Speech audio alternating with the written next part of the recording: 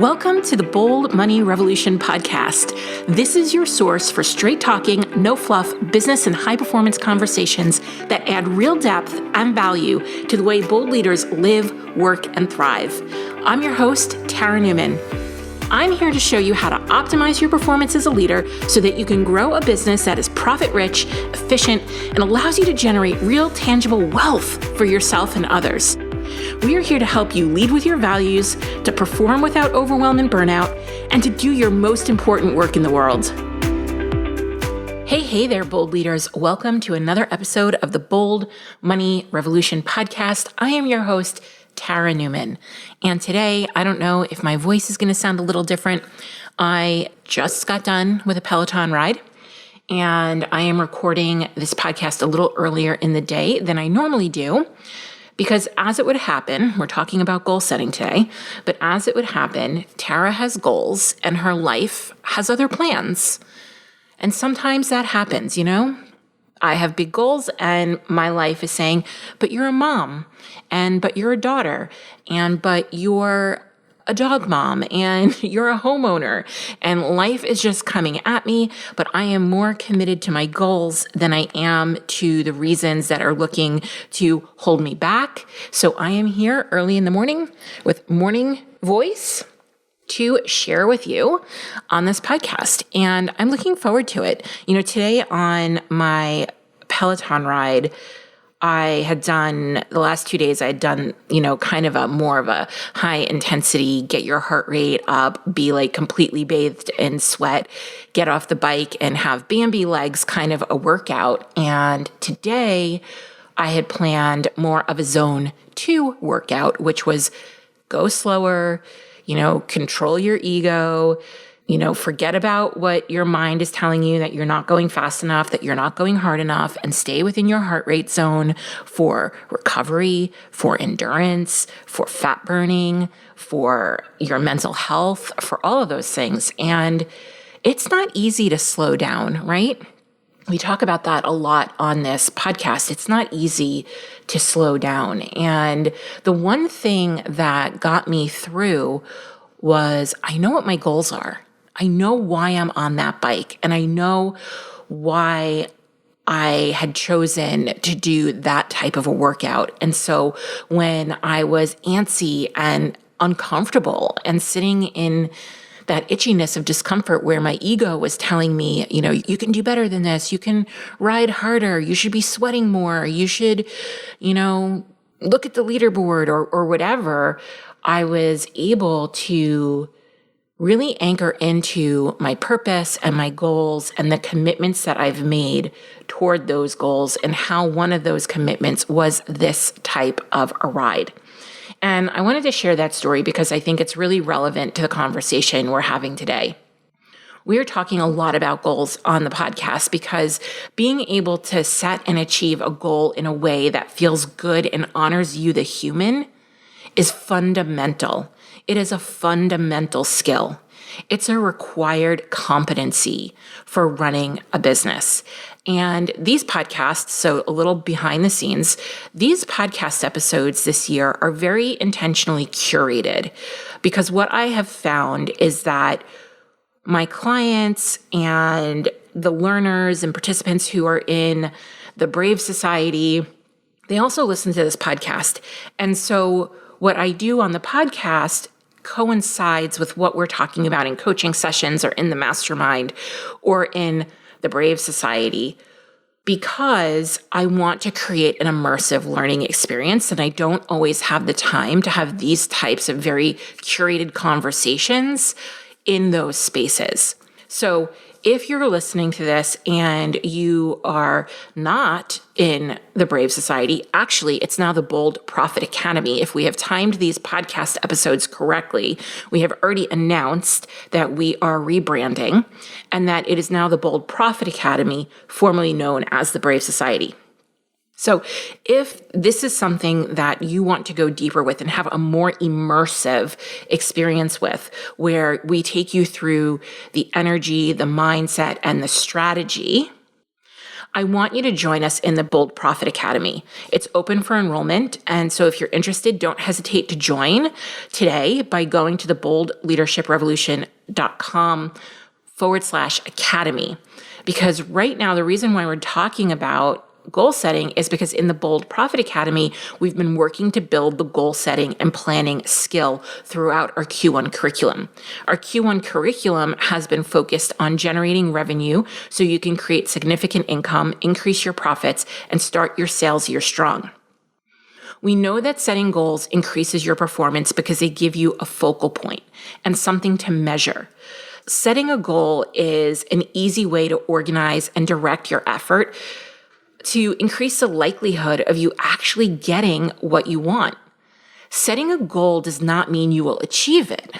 You still have to put that goal into action, and most importantly, keep it at the forefront of your mind on a regular and consistent basis, sort of what I was just talking about when I was on the Peloton today. Achieving a goal takes focus.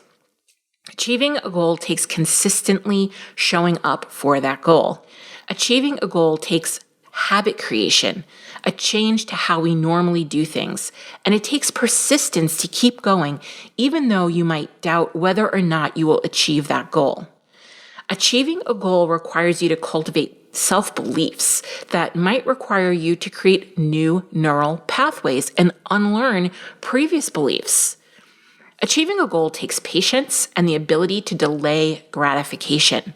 It's not like you decide to set a goal and then it's automatically achieved. Achieving a goal is like going on a journey. It has a starting point, a middle, and the end point. And like any good road trip, inevitably, someone gets bored, starts whining, and asks, "Are we there yet?" So while everyone likes to talk a good goal game, and we make it look really shiny and snazzy and sparkly, especially in the online space, it's no surprise to me that most of my clients and students don't like setting goals. Sometimes they avoid them or downright resist them. And I can't help but think we keep getting this goal setting thing twisted up. I've been having a lot of conversations recently with clients about goals, and I want to take a moment and reframe the conversation before I even get into why people seem to be so goal resistant. So reframe number 1, grace over goals. What is possible for our ability to set and achieve a goal if we prioritize grace? If the goal takes a little longer to achieve, that's okay. If you decide that the goal you set is no longer the right goal for you, cool, don't force it. If you fall short of hitting your goal, how about giving yourself a high five? Because where would you even be if you never set the goal in the first place? Thankfully, most of us don't operate in a high-stakes environment where goal outcomes are life and death, so we can afford ourselves some grace. Reframe number 2, performance over achievement. What if we took achieving the goal off the table and made the journey about honing your performance? Things like commitment, consistency, courage, skill building, the who you become along the way. What if we made this about falling in love with the process? The end result, the tangible part of the goal, is a lagging indicator of success. If you set a goal on January 1st and the time frame for completion is March 30th, you might not know if you will achieve the goal until late into February or even March. There's a lag from when you start the goal until you are rewarded with goal achievement. But if you fall in love with the process, you will love doing the activities that lead to success, or what we call leading indicators of success. While you might not feel you have control over the end result, you absolutely do have control over the leading indicators. Now that we've done some reframing, let's talk about what in the world is going on that is creating so much goal avoidance and resistance. The other week, I was delivering a strategic planning training in the Bold Profit Academy called Your Boldest Year Yet. And while the strategic plan is talking about high level 30,000 foot view of our business direction, we did start to talk about some goals. And one of the participants asked a great question. Why do I think people are so goal resistant? It was a great question, and I want to unpack it here for you today because you might recognize yourself in this conversation. I find people who are goal avoidant really interesting because they want a specific outcome. They genuinely want to achieve their desired result, whether it be more money, more profit, paying down debt, increasing sales conversions, or personal goals, or whatever it is. But they resist committing to the goal that will get them there. First, if anything in this podcast so far is setting off alarm bells because it sounds like you, I want to acknowledge this is a real thing. I work with many people who experience this and are deeply frustrated by themselves when, they don't achieve the thing, they haven't set the goal, they set the goal, they forgot the goal they set, or maybe they're just so afraid of setting a goal and disappointing themselves. And it's painful when you resist the thing you want the most. That's not the path of least resistance. That's the path of most resistance, right? And that's hard. But what I want to do next is give you some insight into why you might be resisting setting goals.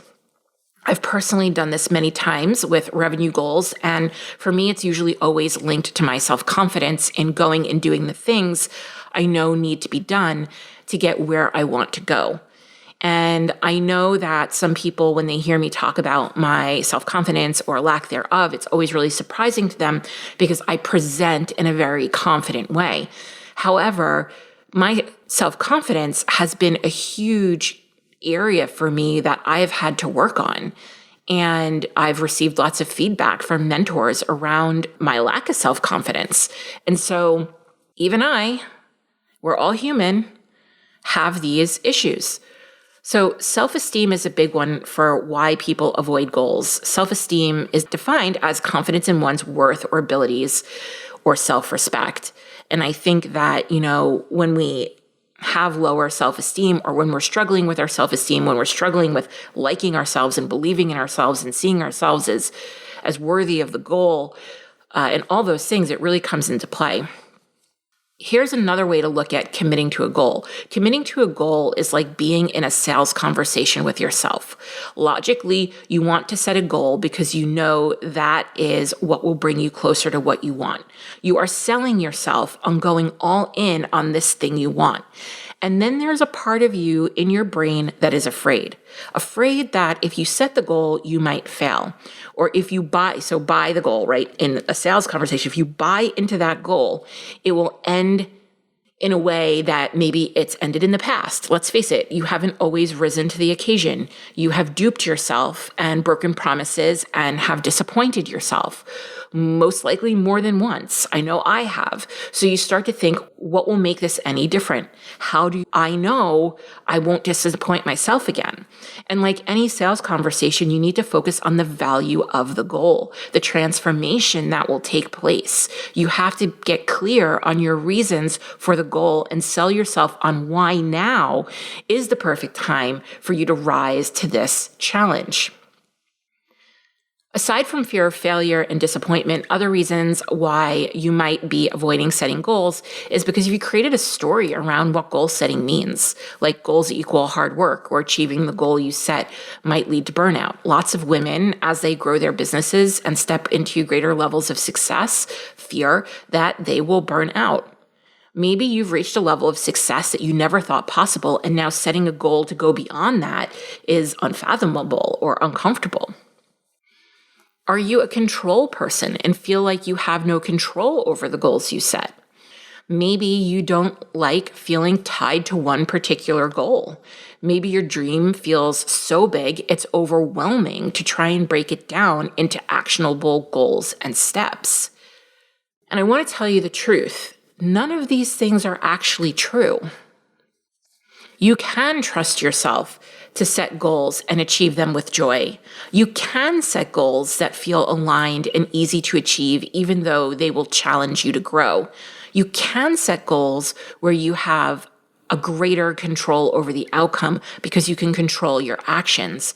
You can learn how to set goals that break down that big goal into smaller milestones. You can set goals that are exciting, fun, and deeply fulfilling. You can do all these things. They are possible. I know they're possible.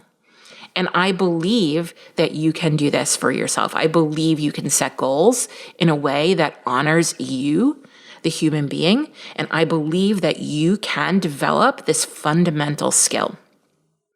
It's been a privilege to share this episode with you.